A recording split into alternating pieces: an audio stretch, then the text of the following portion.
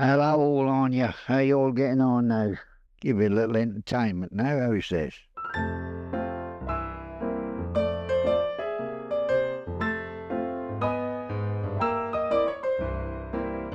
Jack Rose was known as Mr. Lowestoft and loved for his popular books and slideshows on the town.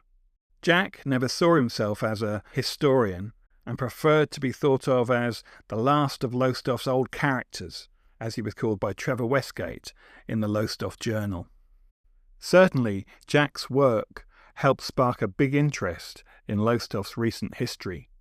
22 years I've been doing slideshows of old Lowestoft now, running on promoting Lowestoft in my own little way. All I'm concerned about is my beloved Lowestoft. Jack Rose was born on the 24th of January 1926 at 17 Clapham Road, Lowestoft. He was the second son of Charles Edward and Beatrice Victoria Redgrave Rose and was born into a dedicated lifeboat and fishing family who, like many families during that era, were poor and faced much hardship. In the 1930s, No. 2 Old Nelson Street was home for Jack, not quite on the beach village where generations of his family had lived and were still living when he was a boy. Yeah, well, that's where I used to live down there. That's my playground, so to speak. Yeah, well, I can remember them old shards. That's where I used to nip into as a boy and talk with the old lifeboatman, my granddad being one, and eventually that had to come after the war years. I became a lifeboatman, but I was fishing, trawling and drifting, which most of the people did do on the beach pre-war. Well, life in Lowestoft's a fishing. I was brought up with it.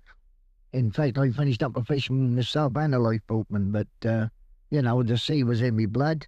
I trained 3 years for the Navy during the war, and then I finished up in the Army. Yeah, I did. 3 years I spent training for the Navy. Then when I called up, I went out Far East India. Well, I came out of the forces and went on one of the old trawlers, and I'd been used to going to sea with my granddad in his longshore boat, which he used to go shrimping and spratting. My job was to sit on the stern of the boat and look out for dead bodies, because he got 10 bob for every dead body he brought in. And that's how most of the experience started, looking out for dead bodies.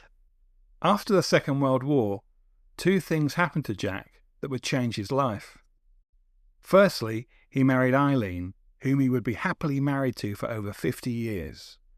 Secondly, his interest in the town's past took off, an interest that would lead him to write 11 books and 11 videos about the town, and earn him the nickname Mr. Lowestoft. Well, what happened just after the war when I came back to Lowestoft, all these big gaps there, and I kept saying to myself, what's here, what's there, and then I started going around junk shops, buying photographs of what were there and what was there sort of thing, and from there that just snowballed. When the Sparrows Nest used to hold 1,066, I filled that twice.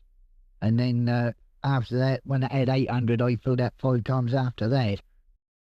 In the early 1990s, Jack devoted much of his time to the establishment of a war memorial museum in Sparrows Nest Park, which finally opened in May 1995.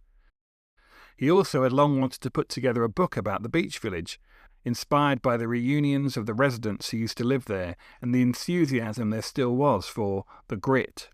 Jack certainly had a wealth of information about the old place. Years ago, I went round with Mr. Hooley's, he's another historian, he's long since dead, but we'd done a lot of photographs of the beach village then when it was beginning to get empty, and I gathered loads and loads of information out of old papers and books, and I had my own memories, and I took them all down to Dean, plonked them on his table and said, there you are, get on with it. So Dean is the one who put the book together, although I had the information, and then we advertised for beach people to say something, and we had about 60 turn up. The book was like one big jigsaw puzzle. We did interviews with beach people, we were inundated with written contributions, and new photos turned up. It grew and grew and took over 2 years to put together. When The Grit came out in November 1997, it quickly became a local bestseller. We sold 2,000 copies and 500 hardbacks within a year, which was followed by another reprint of 1,000 copies. And of all the books that Jack did, The Grit was the one he was proudest of. But the final word has to go to Jack himself. And here's a poem that he wrote called The Beach Boys' Lament, all about his Lowestoft childhood. Over to you, Jack. A Beach Boys' Lament. Now this explained it to you all in verse. When we were a lot younger, we knew starvation and hunger. We were all poor, yes, down and out. If we were naughty, we got a good clout. Mum was bossed whilst Dad was at sea. Condensed milk sandwiches with sugar for tea. We went to the baker's and asked for stale buns, and off to the butcher's for bones we did run. A Sunday dinner we seldom had. Times, I'm afraid, were hard and very bad. Second-hand clothes were what we wore. These had to last as we got no more. Holes in our shoes and down to the uppers. We never worried about any suppers. Down to the market for an old cod's head. This would be mixed with a sweet and some bread. Everything was asked for in hope of a meal. We were told always ask, never steal. But all this stuff I'm compiling together, people are going to keep that, like that book you've got there. You might keep that for another 20, 30 years. But at least people have got the information and the pictures of what our lobster was like.